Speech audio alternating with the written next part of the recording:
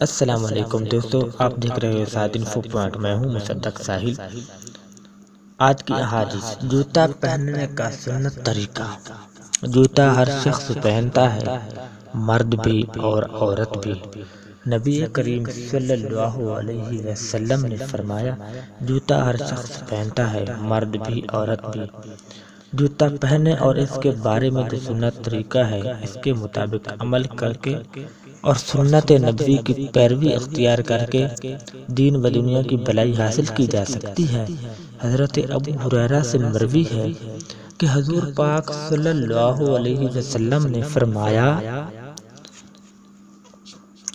جب کوئی جوتا پہنے تو پہلے دائیں پاؤں میں پہنے، اور جب اتارے تو پہلے بائیں پاؤں کا جوتا اتارے۔ یہ احادیث بخاری و مسلم میں ہے۔ اللہ ہمیں اور آپ کو عمل کی توفیق دے۔